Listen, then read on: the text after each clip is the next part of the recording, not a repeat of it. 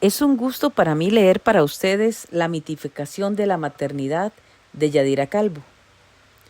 Junto a la bella y a la ama de casa, la madre ha sido la primera de las hiperbólicas figuras de esa Trinidad erigida como una enorme sombra que ha oscurecido y asfixiado toda otra manifestación de la personalidad femenina. Siempre se ha dado por un hecho incuestionable que la mujer disfruta muchísimo la maternidad y por supuesto que su función esencial, por sobre todo otro interés o vocación particular, ha de ser esta de reproducir la especie. En consecuencia, se ha elaborado toda una complicada mística de la maternidad a través de todas las civilizaciones conocidas que se mantiene hoy en plena vigencia.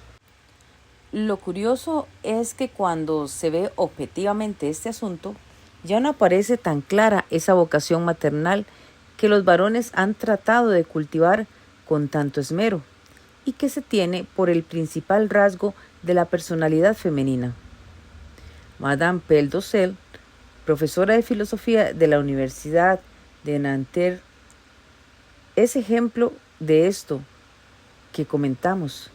Ella niega que la maternidad haya jamás dignificado a la mujer y afirma que el hijo, por el hecho de nacer, no aporta ni añade nada a la madre. Antes, al contrario, le exige. Y Bernard Roussel hace la observación de que hay una teoría según la cual el deseo de tener hijos es más común entre las mujeres que entre los hombres, pero su propia impresión es exactamente lo contrario. En un gran número de matrimonios modernos, los hijos son una concesión de la mujer a los deseos del hombre. No obstante, la gente quiere seguir suponiendo que la maternidad es el goce de los goces, o por lo menos debe serlo, y de que la madre abnegada, víctima, propiciatoria, eterna, que se agacha para que otros luzcan de cuerpo entero. Es el papel magnífico otorgado a la mujer por voluntad divina. El origen de este mito es antiquísimo. Es posible que se haya originado como un medio de luchar contra la extinción de la especie. En un principio, cuando la excesiva mortalidad infantil era una amenaza inminente de desaparición de la raza humana. Pero también es posible que, en estos tiempos primitivos, la lucha desesperada por la supervivencia le otorgara a la mujer una cierta primacía por depender de ella esencialmente, la permanencia del ser humano en la tierra. El varón, en un principio, ni siquiera tuvo conciencia del papel que le correspondía desempeñar genéticamente para la aparición de un nuevo ser, de modo que, a su juicio, era la mujer, en conveniencia con los espíritus, la única encargada de la procreación. Esto explicaría la presencia de las diosas madre en todas las religiones y mitologías, de cuya existencia tenemos constancia incluso en la teogonía indígena latinoamericana. La Pachamama del sur, la Coatlique azteca y la Tonantzin son divinidades femeninas de este tipo. También es necesario aclarar que en los tiempos históricos estas diosas fueron puestas bajo el dominio de divinidades masculinas, porque en el mundo religioso, como producto cultural, ha sido estructurado al mundo de lo humano. Es fácil observar que una mujer que dedique toda su vida exclusivamente a la procreación y a los trabajos domésticos no tiene oportunidad de realizar acciones ni de participar en otras esferas de actividad, lo cual implicó segregación desde que se instauró el patriarcado. Debido a esto, los hacedores reconocidos de la cultura que hoy conocemos fueron varones y las mujeres han sido mantenidas al margen de ella. Este privilegio viril se reflejó en todas las manifestaciones culturales, incluyendo, por supuesto, la mitología y la religión. Por eso, aunque el principio generador es femenino, en algún momento las divinidades de la primera categoría empezaron a ser concebidas como masculinas e incluso en las religiones indoeuropeas monoteístas, Dios tiene todos los atributos del Padre y es apelado como tal. Es posible que, como cree Engels, todas estas civilizaciones surgieran cuando ya se había establecido la familia monogámica, en la cual la mujer no era más que un simple instrumento de reproducción. La prole era la riqueza para el hombre, y con vistas a transmitir esa riqueza fue eliminado el derecho materno. De este modo surge el patriarcado, en el cual la mujer es entregada sin reservas al marido para que éste pueda asegurarse la legitimidad de su descendencia. Entonces la maternidad, que había sido, aunque agotadora y limitante por incontrolada, un factor trascendentalísimo para la supervivencia de la especie humana y como tal muy estimada, devino en exigencia económica, en esclavitud y servidumbre para satisfacer el egoísmo del varón. De entonces procede el culto al Padre, que ha de haberse generado en la fuerza, la imposición arbitraria, el poderío económico, la humillación y avasallamiento de la mujer y los hijos. El padre era un ser tiránico y temible, y lo es todavía en una buena cantidad de casos. El padre es Yahvé. Entre los hebreos es Urano, que sepulta a sus hijos en cuanto nacidos. Es Cronos, que los devora. Es Zeus tonante, poseedor del trueno y del rayo. En la teogonía griega, es Júpiter entre los latinos, encargado de mantener el orden del universo. Es Odín, dios de la guerra y la victoria entre los germanos. Es Anabku entre los mayas. Es Viracocha en la sierra inca, Pachacamac en la costa. El dios es un padre porque el padre es un dios. En cambio, la madre es solo una mujer de carne y hueso, prisionera de su propio sexo, exaltada en su condición de hembra mamífera por toda una elaboración mística que la rodea de atributos inventados para su restricción. Todas las llamadas virtudes de la mujer son precisamente las características social y psíquicamente más negativas para la obtención de independencia y personalidad. Son virtudes de esclavo. La humillación, la obediencia, el silencio, la timidez, la abnegación, el recato, la modestia, son más bien deformaciones de carácter para hacer de una persona psíquicamente sana un ser lisiado. Y entonces sí, adorada, prisionera, encadenada, inmovilizada, despreciando a la mujer como tal por la falsa imagen inalcanzable, arquetípica que aspira a los inciensos, la poesía, la literatura, los sermones y los mensajes comerciales. ¿Y qué otra cosa es la figura de María en la religión cristiana, sino la representación del ideal que se comenta aquí? María no es apreciada en absoluto por sí misma como persona, sino en su condición de madre de Jesús, o sea, como vehículo, como receptáculo. El culto mariano jamás ha ayudado, como lo creen algunos, al enaltecimiento de la mujer. Por lo contrario, ha favorecido la estabilización del ideal femenino como madre piadosa, abnegada, modesta, silenciosa, que se queda siempre entre bambalinas para que el varón salga al escenario y protagonice la historia. Y lo que es más grave todavía, esta madre es virgen, sin duda debido a la asociación cristiana del sexo con el pecado, y como tal representa un ideal no alcanzable por ninguna mujer, puesto que maternidad y virginidad se excluyen. De modo que la máxima representación femenina religiosa del mundo occidental moderno resulta ser un ideal fuera de toda posibilidad, que no deja otra opción que separar los atributos y elegir o virgen o madre. Si lo primero, soltera perpetua, objeto de malos chistes, de burlas despiadadas o esposa de Cristo, es un convento, si lo segundo, la figura falsificada que creó la cultura patriarcal para inutilizar a la mujer como persona. Hay algunos factores biológicos que aumentan las oportunidades de la liga emocional entre la madre y el niño. El periodo de gestación, la lactancia y, al parecer, el placer táctil que derivan ambos del contacto físico. pero se ha exagerado socialmente el papel de la mujer en cuanto a su relación con el hijo. Se ha dado por un hecho, por ejemplo, que la madre obtiene satisfacción en el proceso de lactancia, pero la experiencia de muchas mujeres parece contradecirlo. La lactancia es muchas veces un proceso doloroso y molesto para la madre. Pareciera más bien que gran parte del llamado comportamiento maternal es aprendido, es un producto social, o por lo menos ha sido hiperbolizado por la sociedad a dimensiones que biológicamente no tiene. No parece verdad que las mujeres tengan tan desarrollada la necesidad maternal. Prueba de ello es que han buscado la manera de evitar los embarazos.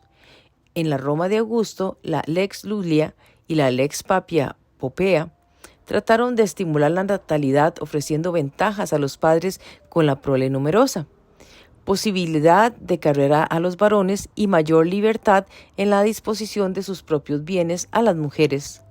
Y Columela, en el 246 después de Cristo, concede dispensa del trabajo a las esclavas que tengan 3 hijos y la libertad a las que superen ese número. En la América precolombina el aborto era habitual, como lo es en nuestra sociedad contemporánea, todo lo cual demuestra que esa imagen santificada de la mujer como madre no resulta muy auténtica en su pedestal.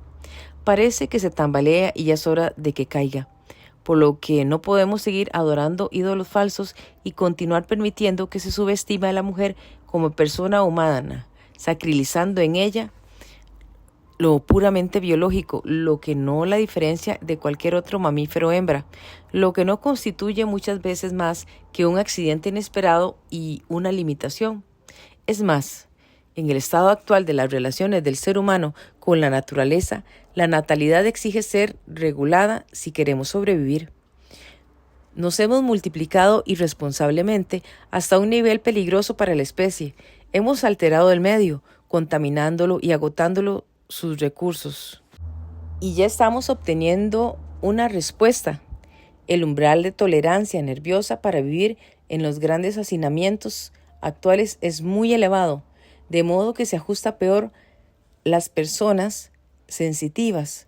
Esto es perjudicial para el grupo humano, porque nos exigimos hacernos duros, agresivos y egoístas, condiciones que alteran a su vez la convivencia social. Las personas más sensibles se adaptan mal y tienden a presentar una respuesta patológica. Tal vez se podría ver en el arte moderno, sobre todo en la pintura y la escultura, pero también en la poesía y la música. Esta respuesta ante la sociedad hostil que reviste un carácter irracional y enajenamiento. Sin embargo, hay una gran oposición general a que se limite la natalidad. La Iglesia rechaza de plano cualquier método no natural, y lo son todos a excepción del ritmo, que más que un método es el consuelo de no dejar de hacer. Además, los católicos intransigentes están convencidos de que las relaciones sexuales son pecaminosas si no están dirigidas a la procreación. Algunos marxistas la ven como una medida capitalista para evitar que los pueblos del tercer mundo y las clases pobres en general se multipliquen a un nivel que los transforme en una fuerza física peligrosa que pueda eventualmente acabar con su poderío. En el fondo, lo que persiste es, por una parte, el narcisismo humano que no nos permite ver objetivamente el peligro que estamos revistiendo para nosotros mismos, como especie que se multiplica de una manera inusitada y puede llegar a convertirse en un monstruo que se devore a sí mismo.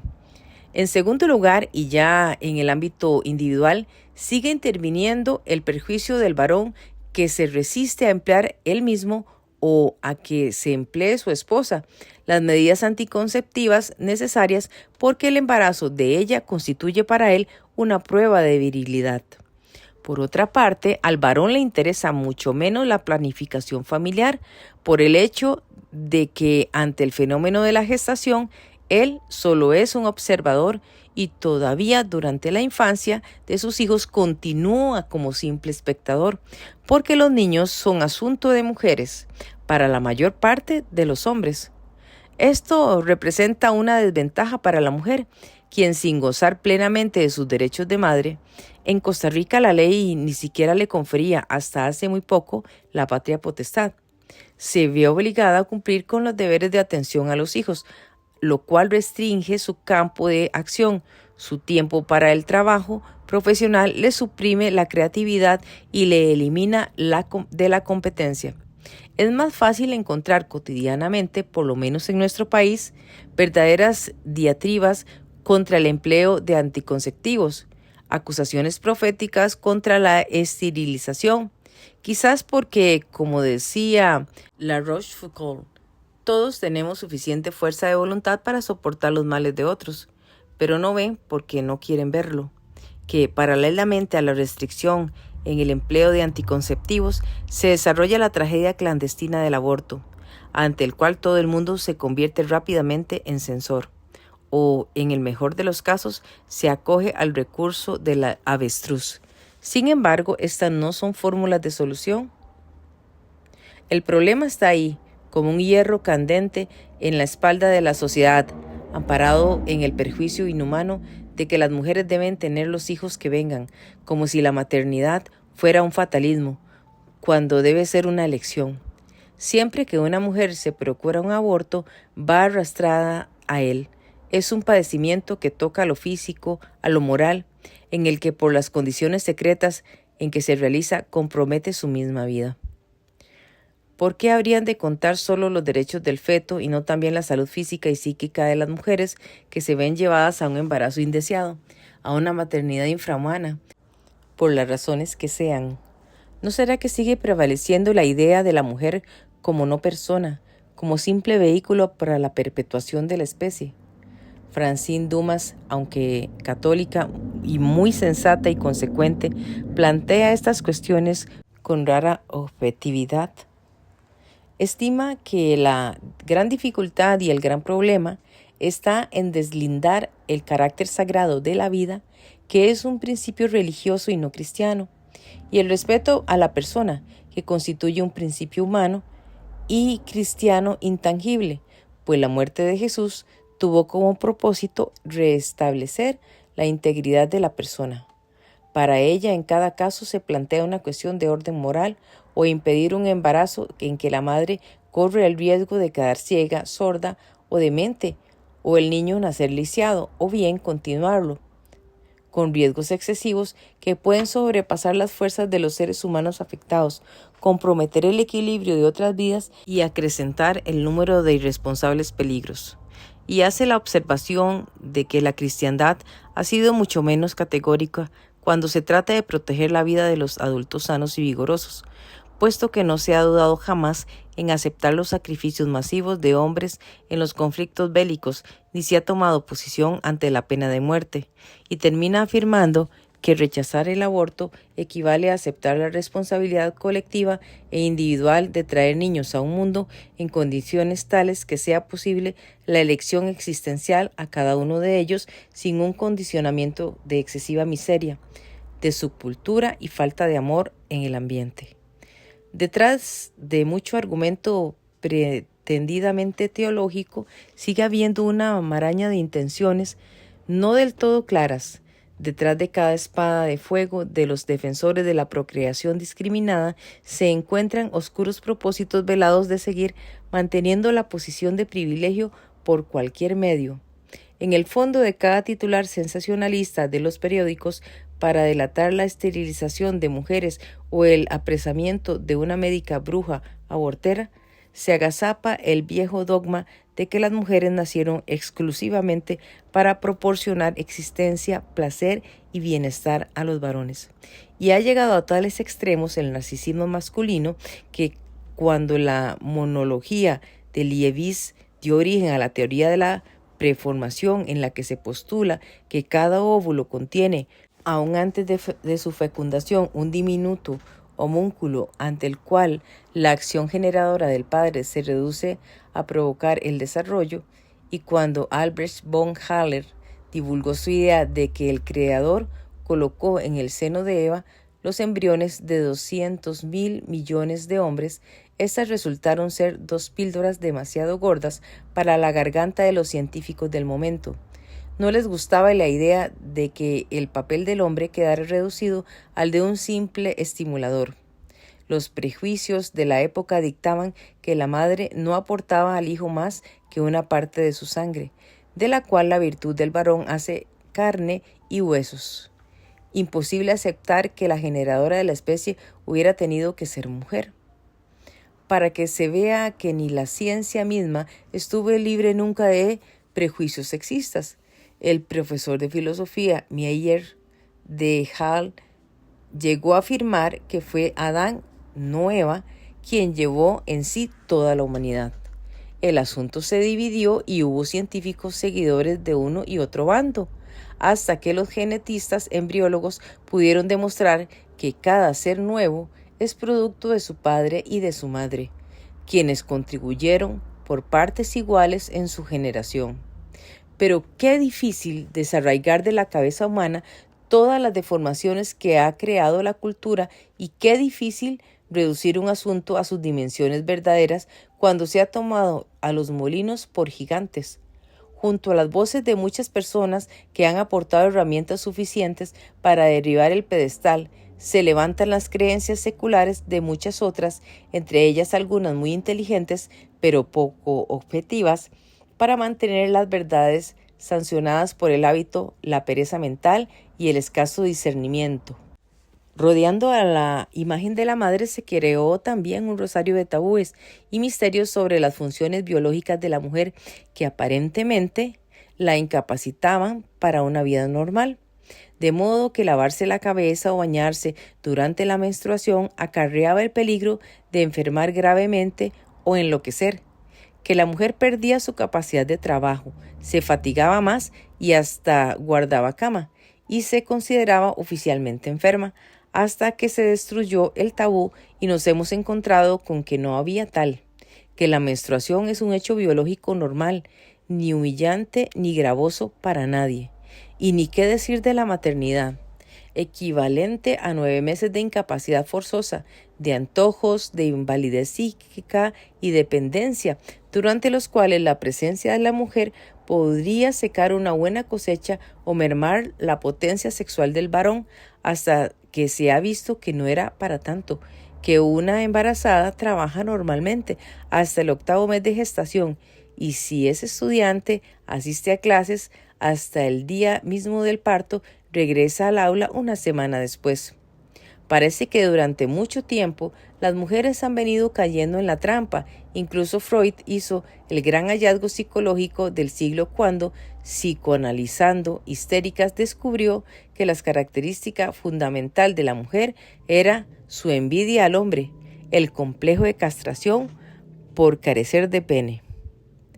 Y con mucha razón, en gran medida, las mujeres, locas o no, envidian a los hombres, pero no por las causas que señala Freud, sino por su situación de privilegio social, porque es el personaje importante en la comedia de errores de la humanidad y porque todos sabemos que, desde el momento mismo del nacimiento de una niña, sobre todo si es primogénita, hay que consolar al pobre papá, que esperaba un varoncito, y también porque ellos tienen mayores oportunidades de ir a la universidad y obtener becas.